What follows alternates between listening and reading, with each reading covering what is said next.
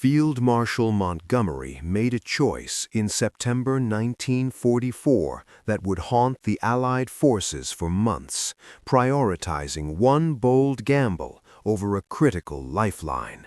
Thousands faced brutal conditions in the Scheldt estuary.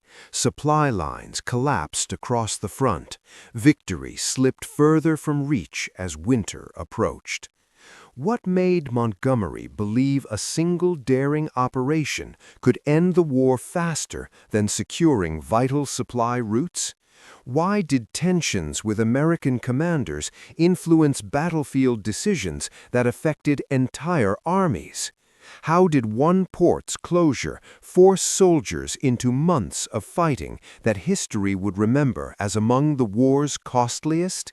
The consequences of this decision would reshape the entire European campaign, and the evidence suggests it could have been avoided. Before we dive in, drop a comment telling us where you're watching from, what time it is for you right now. The prize nobody could use. Antwerp's capture, but unusable state. September 1944 brought what seemed like a major victory. British forces swept into Antwerp, Belgium's largest port, capturing it almost intact. The docks stood ready, the facilities undamaged. It appeared to be the supply breakthrough the Allies desperately needed. But there was a critical problem nobody anticipated. The port sat useless. Ships couldn't reach it. The reason?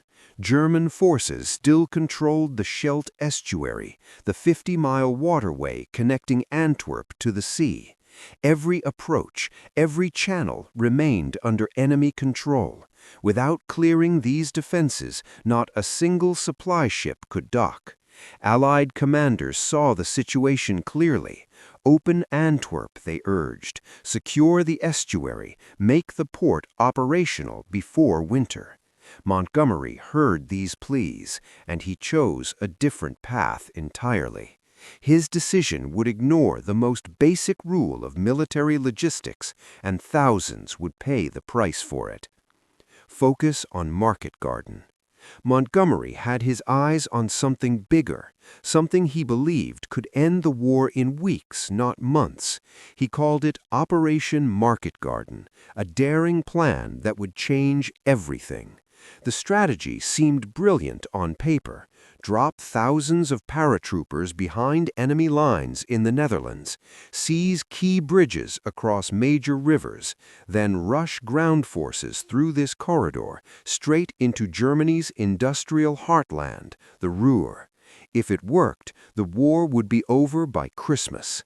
Montgomery convinced himself this concentrated thrust mattered more than anything else, more than supply lines, more than ports, more than the warnings from other commanders who saw the risks. He pushed for Market Garden with unwavering confidence, demanding resources, troops, and priority for his operation. The port of Antwerp? That could wait. But what Montgomery didn't realize was that his bold gamble rested on one dangerous assumption about the enemy. Belief in German collapse. Montgomery believed the German army was finished. After the successful D-Day landings and the rapid advance across France, enemy resistance appeared broken. German forces retreated in disarray. Allied momentum seemed unstoppable. This belief shaped everything Montgomery planned. Why secure ports when the enemy was collapsing? Why fight for supply routes when German defenses were crumbling?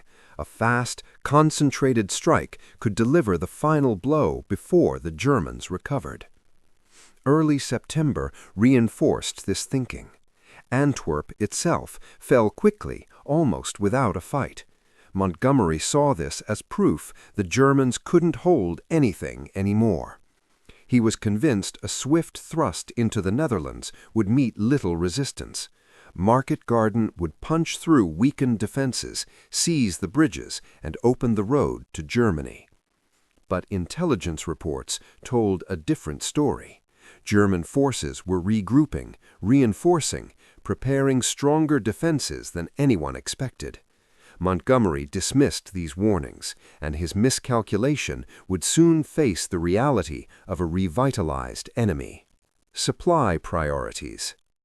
Every military commander knows one fundamental truth: armies run on supplies, fuel, ammunition, food, equipment. Without these, no offensive succeeds, no matter how brilliant the strategy. By September 1944, Allied supply lines stretched dangerously thin. Trucks drove hundreds of miles from Normandy beaches, burning precious fuel to deliver fuel. The system couldn't sustain a major push into Germany.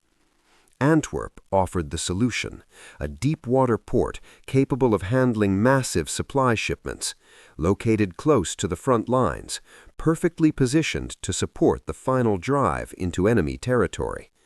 Other commanders saw this clearly.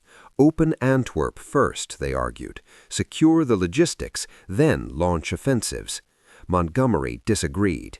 He believed Market Garden's success mattered more than immediate supply concerns.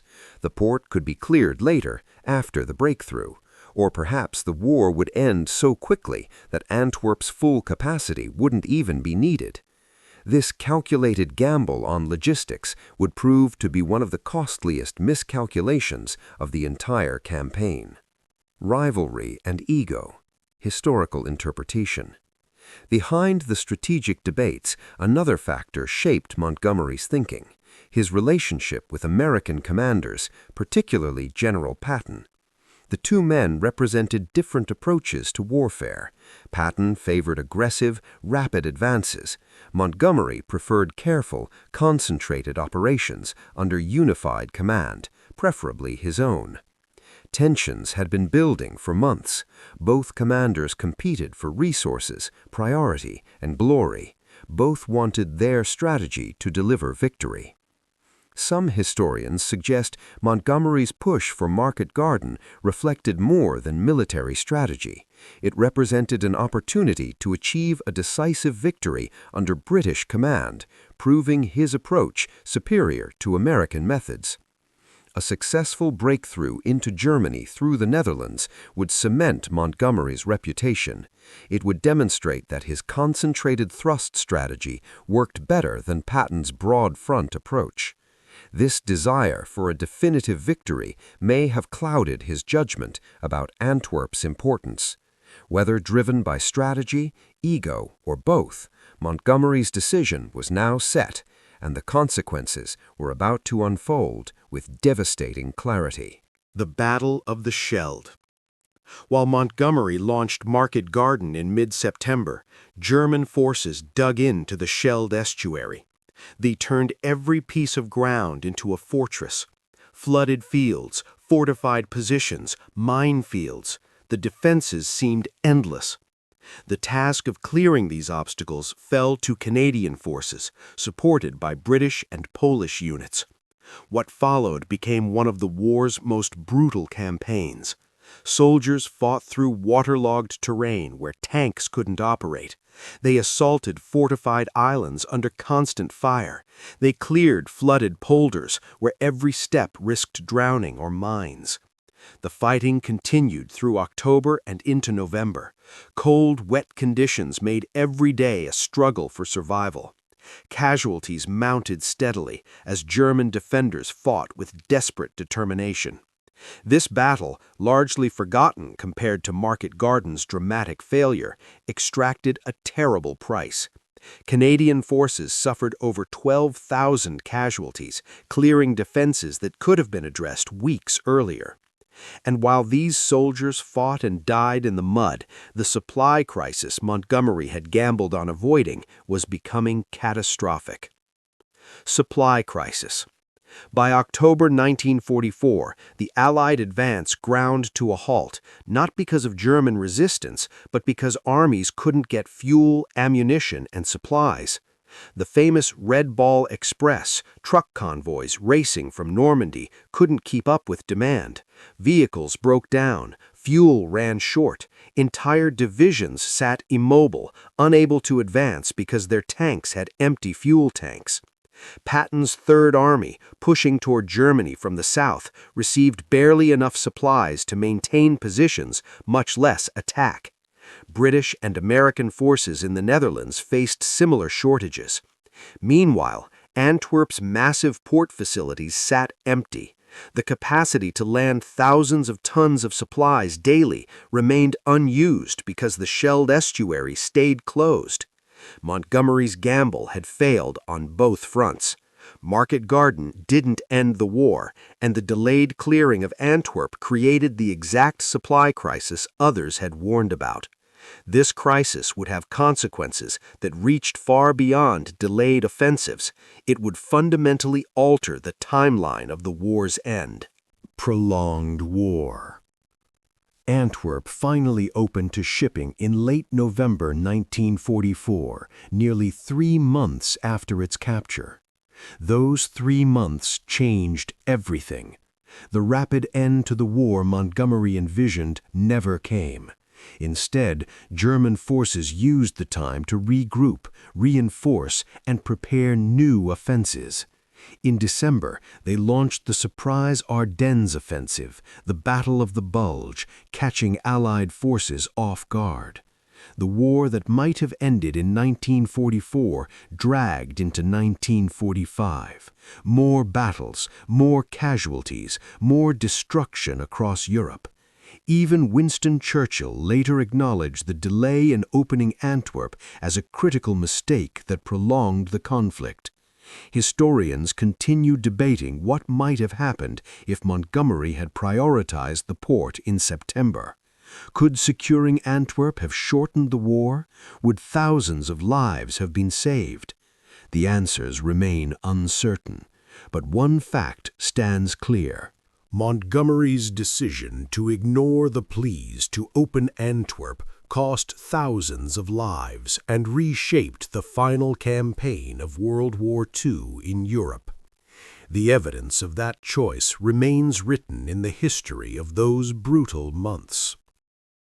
Montgomery's choice in September 1944 revealed a hard truth about warfare. Bold strategies mean nothing without solid logistics. The port that could have shortened the war sat unused for months.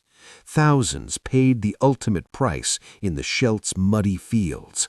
The supply lines that collapsed could have been prevented. History remembers Market Garden's failure, but perhaps the real tragedy was the decision that made it possible. Sometimes the most critical battles are the ones leaders choose not to fight.